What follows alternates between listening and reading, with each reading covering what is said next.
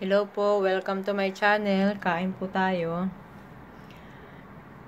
Maganda suit ko ngayon, may nagbigay eh. Hindi ko nasasabihin kung sino siya para pagpalain siya ng Panginoon sa binigay niyang damit. Maiba po tayo. Alam niyo bang nung October 4 na rest day ko, pumunta ako sa bilihan ng mga damit. Habang ako naglalakad at tumatawid sa may pedestrian, napatingala ako sa langit.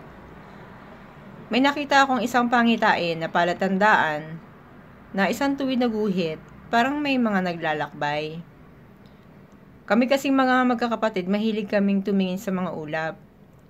Ngayon ang pumasok sa isip ko, siguro meron na namang ira-rapture yung kukunin na mga kaluluwa sa lupa.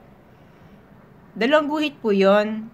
Ngayon ko lang na-realize na yung dalawang guhit ay magkaiba. Yung unang guhit, mga J, buhay ng mga J, kukunin sila. Tapos yung guhit sa taas na naglalakbay, mga A yun. Kaya yung after 3 days, October 7, yun nga, maraming namatay. Panoorin niyo po ito. Please click like, subscribe, and click the notification bell para ma-update kayo sa totoong naming buhay dito sa Israel. Para lang po sa mga naniniwala, may kanya-kanya po kasi tayong mga kasi mostly talagang mas matindi yung nakita ko nakaraan alakdan, yung parang crab. Pinakita ko yung kay Trill. Tapos yung buwan, nung pinicturean ko, parang hindi siya buwan. Sabi ko parang hindi siya buwan, parang pinto. Papunta sa langit.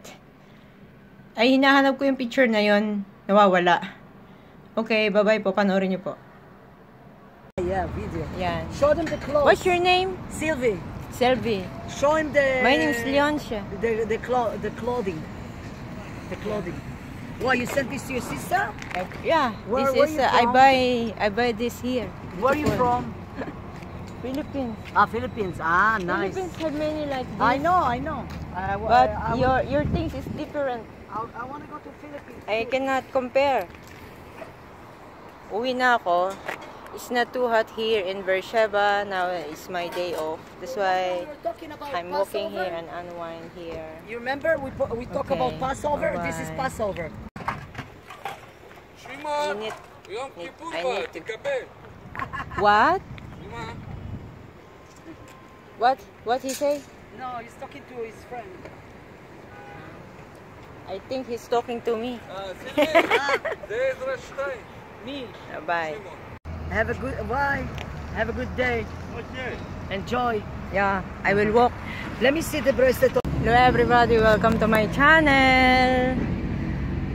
Pagod ako, pumunta ako doon sa kabila. Naghanap ako ng kung anong pwede kong makuhang souvenir. Wala sawa na ako kasi puro damit na ako. Iba naman. Porcelas. Welcome to my channel. Galing ako doon sa bilihan ng mga murang gamit.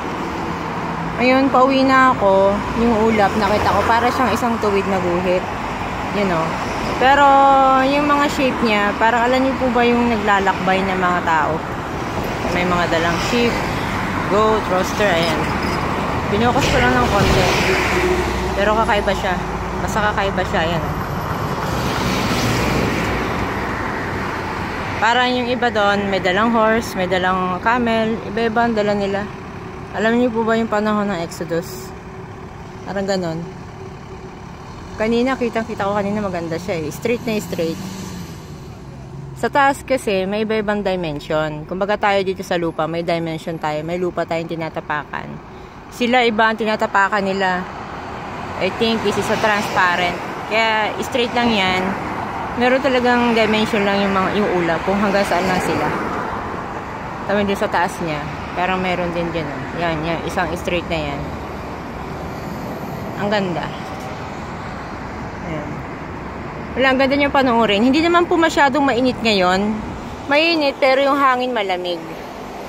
Sabi nga sa akin ng babae, you know, in summertime, you will kill the weather will kill you because of 40 degrees. It's very hot.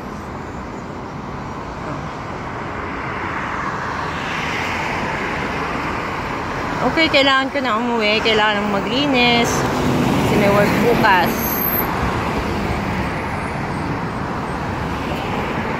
Bye.